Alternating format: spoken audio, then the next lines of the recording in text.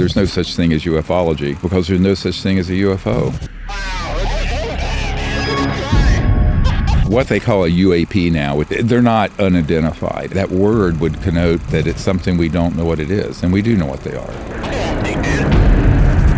if there's a good thing, it's rotating. There are basically two major, and then there's a subcategory of objects people see. You see the object go into the water. Genuine extraterrestrial vehicles. Those are a minority. The majority of them are, in fact, ours. Northrop Grumman, as well as the Lockheed Skunk Works, Raytheon, and a few other prime covert contractors have these objects flying around that are ours. 99% of everything on this subject has been curated disinformation to deceive not only the media and the public, but particularly our national leaders. The truth is that when I came into office, I asked, I was like, all right, is there the lab somewhere where we're keeping the alien specimens in spaceship?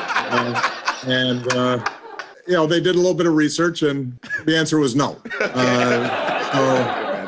I did have one very brief meeting on it. These unidentified aerial phenomenon, what do you think that it is? I would ask him again. Thank you. Most people don't realize that, the management of this is not only unconstitutional, but I'll put it on the table, has been treasonous and involving very serious crimes. So I left my medical career to fix that. Notes, documents, and interviews on UFO cases. What the problem is that everyone's been stuck in the 1960s on this subject, including Capitol Hill over here, where I go up and meet with members of Congress. They're still trying to get their mind around just basic, what is this? When that's been asked and answered for a long time by the evidence we have. The unidentified aerial phenomena question. These things very well may be real, and it's about time we heard more about what our government knows about them. What's happened is all those things, extraterrestrial vehicles and civilizations, man-made craft, and weird stuff like a ghost, they all got thrown into the same wastebasket. It's done deliberately to obfuscate and provide confusion instead of clarity. So my primary job has been, all the way back to when I was a young doctor, briefing the CIA director, is not only to put the evidence together, but try to create some sound out of that noise. It was traveling. Series of 6 flights. And it was hovering. It was a room of light. The biggest criminal organization on planet Earth is keeping this secret, period. And they're thugs. What's the architecture of this extreme deep state, and what is the agenda of that? There's no politics in this thing for me. Good heavens. You'd have to be hallucinating to think there was any. The why, that was the hardest thing for me to unpack in the 1990s. But what I discovered is that this is a science and technology story, more than an alien, whatever, fantastical story. Not possible as far as our technology goes. The people I know who tried to bring it out have all been assassinated. I mean, flat out killed, and I'm not kidding. You mentioned the government not knowing about this. So really talking about two separate governments, the official government that operates within Congress, and then another shadow government that's happening illegally, unauthorized, outside of any oversight. And that's where the secrecy. So when people say the government's hiding UFOs from us, that's not necessarily true. Well, actually, the government, excuse my language, couldn't find their ass in a well-lighted room. Can you say with 100% certainty that they are physical objects?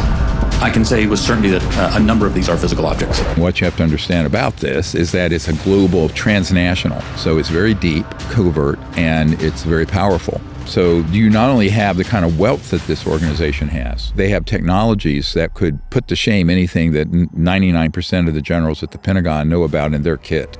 And this is a big national security threat. An organization like that, with no regard, no morals or ethics, and no regard for the law, with that kind of technology and power, is an existential threat to Earth and to the United States.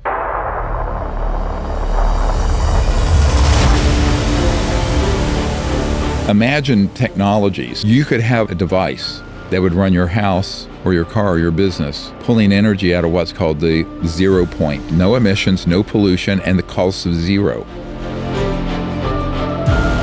These technologies would completely terminate all oil, gas, coal, nuclear power, public utilities, petrodollar. All of it would go. It's $1,000 trillion. So it's about power. This has been delayed so long that now the world is in a big problem. Is the Bilderberg Group the true elite that rules the world? Young people think, oh, there's no solution to the environment. There is. There's no solution to poverty. There is. And we have it. Right. You know, everyone's talking about, let's do a plug-in car and let's put a solar panel. I have solar panels, but to be honest with you, the real solution is here sitting in a black box, being kept secret by a bunch of totalitarian fascists, to be honest, let me be blunt. And they don't care anything about their power and money is all they care about. Unfortunately, no president, and to this date, no member of Congress has had the courage to go full bore after them. Here's what I think. I think we're in for a very rough ride coming up pretty fast, dangerous times, but we'll make it over that, and it'll be a whole new civilization. I view the end of the world as the end of the old world and the beginning of a new one. And I believe that that is actually already possible. That's what we're talking about. All the elements are here now to do it, which is what keeps me getting up in the morning every day.